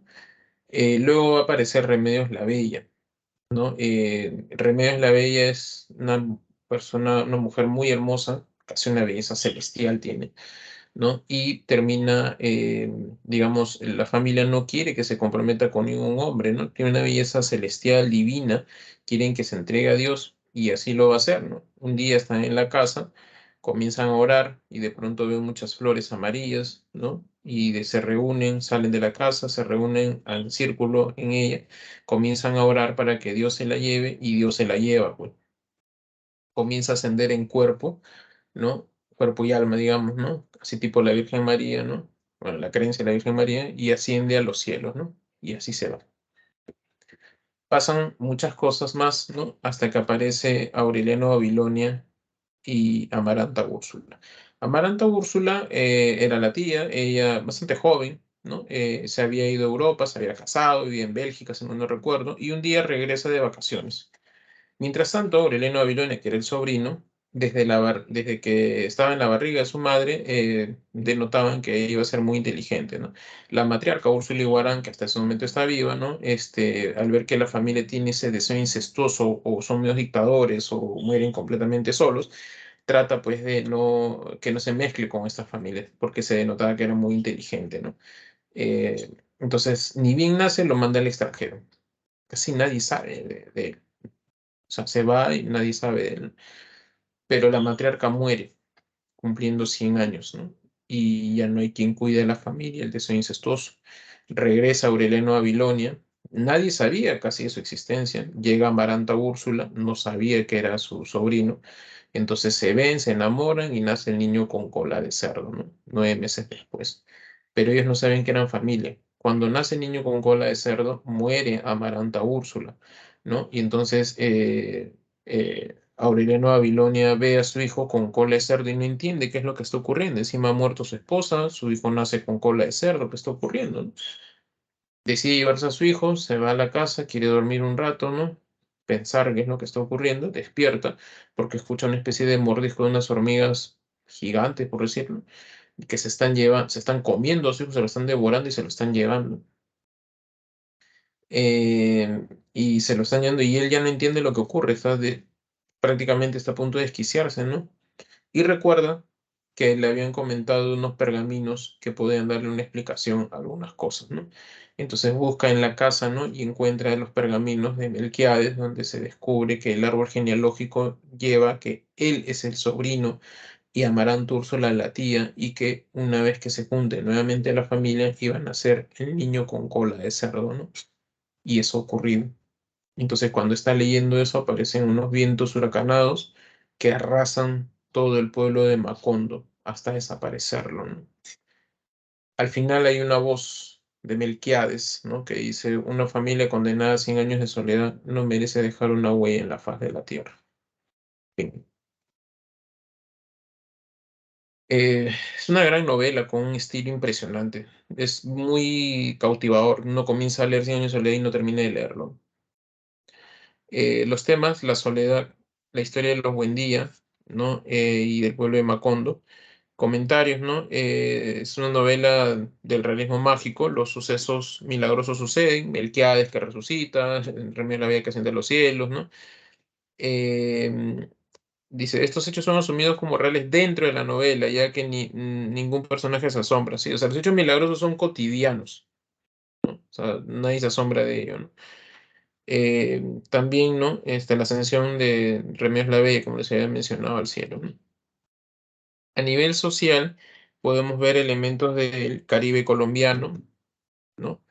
Eh, digamos, no hay esa idiosincrasia, el poblador, las costumbres, ¿no? También la historia colombiana, pero también la historia de Latinoamérica, algunos generales, ¿no? Por ahí se menciona, algunas guerras, ¿no? A nivel mítico, la idea de la creencia en el niño con cola de cerdo. Y también se ve, por ejemplo, el tiempo cíclico. El tiempo cíclico es retornar, digamos, a lo mismo.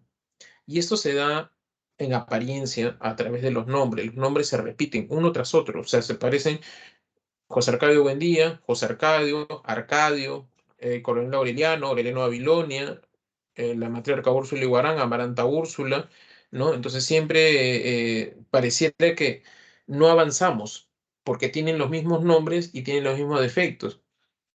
Eh, Son dictadores, son incestuosos, ¿no? O mueren completamente solos. Entonces, pareciera que siempre volvemos a lo mismo, por eso es tiempo cíclico, ¿no? Y la hipérbole es la figura literaria que de alguna manera se usa para exagerar, ¿no? Y esa exageración vuelve mítico algo, ¿no? Los hechos del pasado, con el paso de los años, se exageran muchísimo, ¿no? Entonces, se van creyendo algunos mitos a partir de ciertas creencias, ¿no? Se va exagerando, con el paso del tiempo se exagera y se va volviendo algo mítico, ¿no? Y a nivel psicológico, la cuestión incestuosa, ¿no? De los buen día, ¿no? Por el niño con cola de cerdo, que responde mucho a la tradición latinoamericana, ¿no? O sea, en otros países hay esta idea, ¿no? Por ejemplo, en el caso peruano, el jarjacha, ¿no? El jarjacha, el diablo andino, aparece cada vez que hay un incesto, por ejemplo, ¿no? Eh, por supuesto, no van a ser si uno se junta con la familia, digamos, primos, tías, etcétera. Sin embargo, por ejemplo, si esta novela hubiese sido escrita en Europa, hay la idea, digamos, de la que es cierto, o sea, la cuestión de las enfermedades, ¿no? O sea, cuando tú te juntas con tu familia, se vuelve endogámico, los hijos comienzan a tener rasgos, digamos, ciertas cuestiones, ciertas enfermedades, ¿no? La hemofilia, no sé, enfermedades degenerativas, ¿no? ¿Por qué? Porque según lo que tengo entendido, o sea, la lectura sobre ello, ¿no? Es que las sangres, como son la misma familia, digamos, se juntan y la sangre es un poco tóxica, por decirlo de alguna manera, ¿no? Se junta la misma sangre en el hijo, se vuelve más tóxico, pues, ¿no? Entonces siempre, digamos, para que digamos, haya una limpieza, digamos, de la sangre, por decirlo de alguna manera, es mezclarse con otro tipo de sangre, o sea, alguien que no es tu familia, pues, ¿no? ¿No? Y esos, por ejemplo, los reyes absolutistas eran endogámicos, ¿no? Por eso Carlos II, o Carlos el hechizado en España era enfermizo, ¿no? Era por esta parte endogámica, ¿no? Los egipcios se casaban entre hermanos, por ejemplo, y se ha comprobado que muchos faraones murieron jóvenes, ¿no? Por enfermedades, digamos, por estar entre familias, pues, ¿no? Es las creencias que ellos tenían, ¿no? En fin, bueno,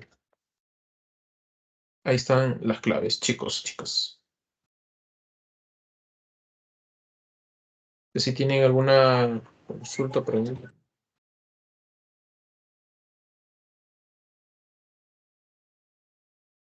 preguntas, chicos, ¿todo está claro?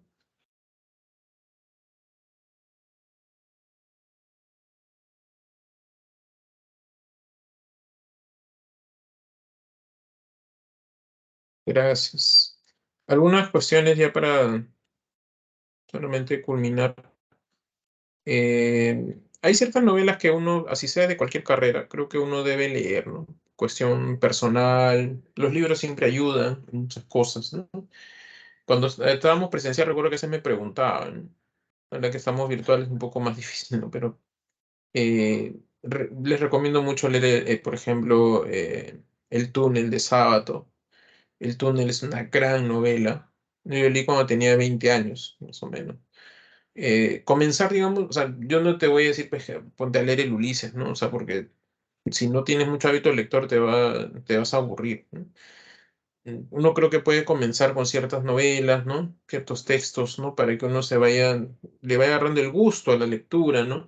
Y los del boom, para que si de repente tú ves pesado como novelas realistas, muy pesadas, bueno, comienza con El túnel, comienza Bestiario de Cortázar, por ejemplo, ¿no? Em, Crónica de una muerte anunciada, por ejemplo, ¿no? De García Márquez. Los cachorros de Vargas Llosa, ¿no? Y así. Aura de Carlos Fuentes, ¿no? Eso es lo que les podría recomendar, ¿no? Para que, si es que quieren leer algo, ¿no?